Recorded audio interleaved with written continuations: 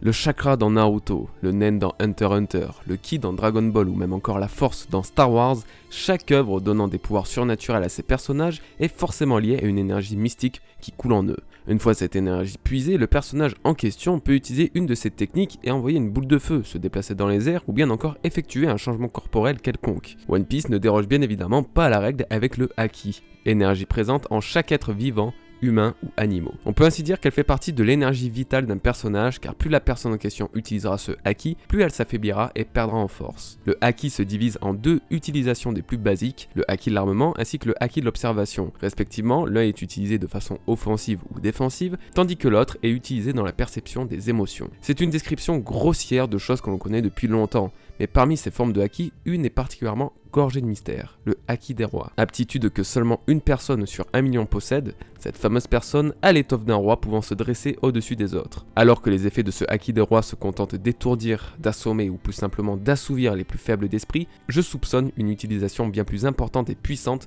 pouvant avoir une influence directe sur le climat et l'environnement. Cet éveil redonnerait un intérêt supplémentaire au haki des rois qui, pour l'instant, est quelque peu limité, mais par-dessus tout, expliquerait certains phénomènes étranges chez les plus puissants utilisateurs de ce dernier. Yo les bros, j'espère que vous allez bien. Aujourd'hui, je vous propose cette petite vidéo pour vous parler d'une idée qui a germé dans mon esprit suite à ma review du chapitre 923. Comme vous l'aurez compris, ça concerne le haki en général, mais plus particulièrement celui des rois. En effet, le lien entre le haki et la génération d'éléments tels que le feu, l'air ou même l'électricité est de plus en plus prononcé concernant le haki de l'armement, et je me suis rendu compte que ça pouvait s'étendre jusqu'à un potentiel éveil du haki des rois. Je vais donc vous analyser ça et vous donner ma version d'une théorie qui semble être déjà relativement répandue sur internet. Donc commençons sans plus attendre. Comme je l'ai dit dans ma review sur le chapitre 923 de One Piece, quelque chose cloche avec le haki de l'armement. En effet, bon nombre de personnages peuvent générer du feu ou même de l'air sans avoir de fruit du démon liés à ces fameux éléments. Voici quelques exemples. Luffy et son Red Hawk, ils représentent parfaitement l'interrogation et le sujet de cette vidéo. Alors que beaucoup pensent qu'il s'agit du frottement de l'air qui résulte à une chaleur extrême et donc de l'apparition de flammes sur le point de Luffy, on réalise finalement au fur et à mesure qu'en réalité c'est loin d'être le cas. Luffy se contente simplement d'étirer son poing et de frapper, tout comme il le fait avec n'importe quelle technique. Pourquoi des flammes apparaissent-elles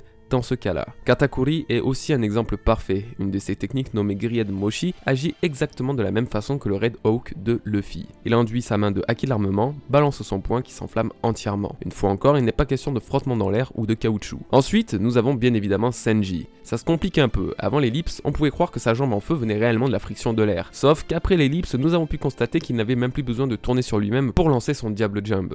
Encore mieux, Sanji peut désormais enflammer entièrement ses adversaires comme on a pu le voir avec Wadatsumi, appuyant l'argument qu'en plus d'avoir appris à utiliser le haki, il a aussi amélioré l'effet de ses flammes. En comptant Kinemon qui peut lui aussi invoquer du feu et ainsi en recouvrir sa lame, ça fait déjà 4 personnages utilisant le feu dans leur attaque. Bon là on n'a plus d'excuses ni de Mera no Mi, le haki a sans aucun doute un rôle dans tout ça. Mais ce n'est pas tout, car oui, beaucoup ont déjà analysé la partie du feu générée par le haki de l'armement, ce n'est pas spécialement une découverte. En effet, beaucoup négligent qu'il y a aussi un autre élément semblant être de la même origine que celui du feu, et il s'agit du vent. Voici à nouveau quelques exemples que je trouve particulièrement pertinents. Zoro utilise une technique nommée Tatsumaki, qui consiste à créer une tornade avec ses sabres blessant tous les ennemis pris dedans. Cette technique est utilisée bien avant l'ellipse, mais voit une version améliorée après les 2 ans d'entraînement, rendant la tornade encore plus puissante et imposante. Ce n'est pas tout, il utilise aussi une technique répandue chez les épéistes, consistant à envoyer une lame d'air grâce à ses sabres. Chez Zoro, cette technique se nomme 1080 Klesha Slash. Chez Mihawk ou Rayleigh, celle-ci n'est pas nommée, mais consiste à faire exactement la même chose, à savoir de balancer une lame d'air à distance. Et en parlant de lame d'air, il y a le Rankyaku, l'un des 6 pouvoirs du Rokushiki. J'en ai justement parlé récemment. Le Rankyaku permet de créer des lames d'air grâce à ses jambes, et en sachant que le Rokushiki condense les premières bases de haki, le parallèle est très intéressant à faire. Tout ne peut être une coïncidence. Bon, ça c'est pour les épéistes, mais il y a aussi un autre personnage très particulier qui utilise le vent, ou du moins le souffle du vent, dans une de ses techniques. Sabo. Il enduit ses points de haki de l'armement, les plante dans le sol et libère un flux d'air explosant l'arène du Colisée Corrida. Donc on a déjà vu au moins 4 personnages ayant un rapport avec l'air, ainsi que 4 personnages avec le feu, sans pour autant posséder un fruit en lien avec ces éléments. Il doit sûrement en rester d'autres, j'ai cité simplement les exemples qui me sont venus en tête et qui me semblaient assez pertinents pour appuyer cette théorie. Le haki de l'armement était présent dans cette vidéo simplement pour vous prouver que les liens avec les éléments étaient évidents et que le feu et l'air générés par certains personnages n'étaient pas le fruit du hasard. Maintenant, ce qui va nous intéresser, c'est le haki des rois. Oui, la forme la plus rare du haki posséderait d'après moi la capacité d'influencer sur les éléments au point de changer le climat et de créer des perturbations météorologiques. Je pense que le haki des rois évoluera et permettra de contrôler les esprits, les endormir, les dominer ou même carrément les encourager. Mais il me semble qu'il peut aussi avoir un impact direct sur l'environnement. Le petit échange de coups entre Barbe Blanche et Shanks en est le parfait exemple. Alors que les deux personnages trônaient sur les mers, leur force était telle qu'un simple croisement de fer a suffi pour séparer le ciel en deux. Ce phénomène n'est évidemment pas banal et on a pu en déduire que l'aura que les deux personnages dégagent est à l'origine de ce changement climatique. Et ça fait plutôt un bon lien avec l'apparition de Shanks sur le navire de Barbe Blanche en déversant son haki des rois si puissant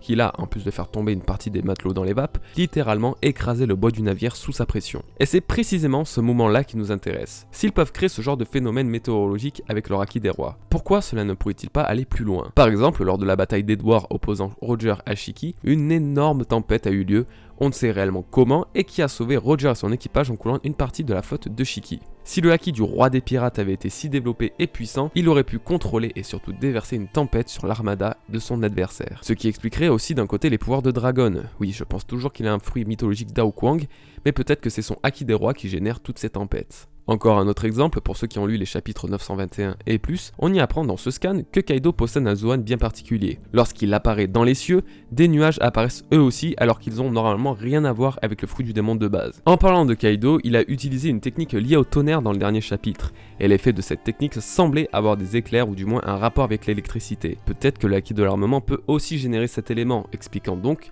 à la fois comment les Minks utilisent l'électro. J'imagine donc que les plus puissants utilisateurs du haki des rois au monde ont éveillé ce pouvoir à son paroxysme et peuvent avoir une influence sur le climat. Bien sûr, tous les utilisateurs de haki des rois ne pourraient pas avoir un tel pouvoir, mais seuls ceux qui l'éveillent au même niveau que les empereurs. Katakuri contre Luffy, la rage de Big Mom ou encore la présence de Barbe Blanche, on a vu à plusieurs reprises que le haki des rois pouvait générer une pression si forte que les matériaux adjacents s'en brisent ou envoie même carrément valser les plus faibles en arrière. Alors que le haki l'armement permettrait simplement de générer un élément via une technique, le déchaînement du haki des rois pourrait avoir un impact sur tout le climat et l'environnement. Voilà les points principaux de ma petite théorie les bros. Je voulais de base vous proposer une vidéo pas très longue tout en vous proposant une théorie de qualité. Certes, je n'ai pas pu exploiter tous les éléments voulus en moins de 10 minutes, mais je pense que vous avez cerné l'idée. Si vous avez d'autres exemples que je n'ai pas pu mentionner ou même des idées complémentaires à ma théorie, n'hésitez pas à m'en faire part de façon à ce que j'en refasse une version plus détaillée à l'avenir. Sur ce, je vous invite à vous abonner et à laisser un petit pouce bleu si cette vidéo vous a plu, et je vous dis à vendredi pour la review du chapitre 924. Passez une bonne semaine les bros, peace.